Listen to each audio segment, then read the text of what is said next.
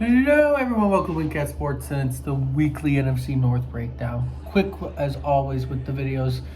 Browns losing to the Lions. Lions win the game 34-10. Again, usual game, pre-game or post-game if you want to go see it, as always. But quick breakdown. Lions didn't do terrible. Jared Goff's probably worst game that he's had in quite a bit.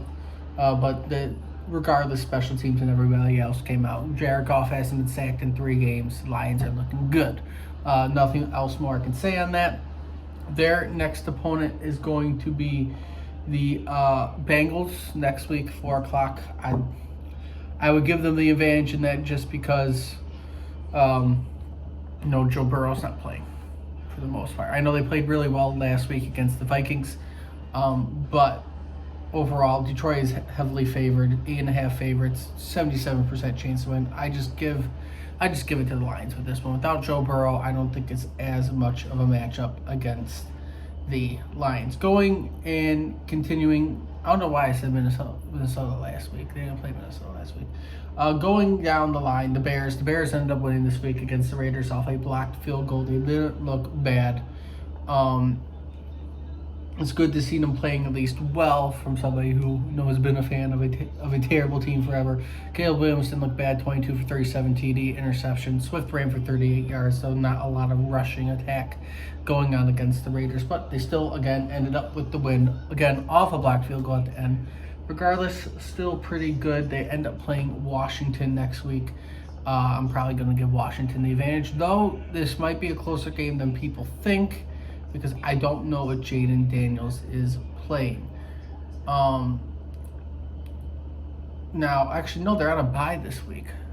Scratch everything I just said. They're on a bye. We'll see what ends up happening for the Bears, but they're on a bye this week. Early bye, which, it's not the best. They play Washington in 2 weeks, which, again, I'm still going to give it to them, but I guess I'll dive deep more into that one next week. They have a bye. That's what I should have remembered with that one. Moving on to the Packers. Packers tying the Cowboys 40-40. Kind of disappointing.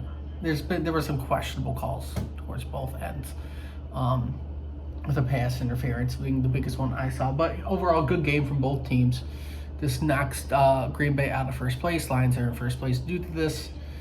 A 40-40 tie is pretty ridiculous. I think they said it was the second highest tie. We'll see what ends up happening. But again, they didn't play bad. Jordan Love threw for 337 yards, 3 TDs. Josh Jacobs ran for 86 yards, 2 TDs. Overall, it was a good game for the Packers. And just somehow you ended up with a tie. But looking forward to next week for the Packers. They are going to end up playing the Bengals. That's not true. They're on a bye week too. Would you look at that? 2 teams, early bye weeks. Again, not the greatest advantage, but hey, you'll have a bye until you go and play the Bengals in a couple weeks, which again is kind of favorable for them. But I guess you don't got to dig deep into that one either since they're on a bye. And the Vikings, they ended up losing in Dublin 24-21 to the Steelers. Not the greatest game for them. I believe it was spotty. Carson Wentz threw for 350 yards, 2 TDs, but also 2 interceptions. They couldn't get the run game going overall. The Steelers were just the better team, and sometimes that happens. It's going to be a struggling year for the Vikings, though. I think, even though they're 2-2, I don't think they're going to have the easiest time. They're going to stay in England. They're going to play the Browns this week. I think it's a 50-50 almost. They're not saying that. They're saying 64-35, giving the Vikings a 3.5 spread, but I think it's more of a 50-50 matchup, depending on which Browns team shows up. They can show up like they did against the Packers. I'm going to give it to the Browns, but I think it's a 50-50. But we'll end up seeing exactly how it goes. But hey, we'll end it here. Quick videos like always while I'm gone. If you like what you see, like, comment, subscribe, share the video around. Until next time, we'll see everybody soon.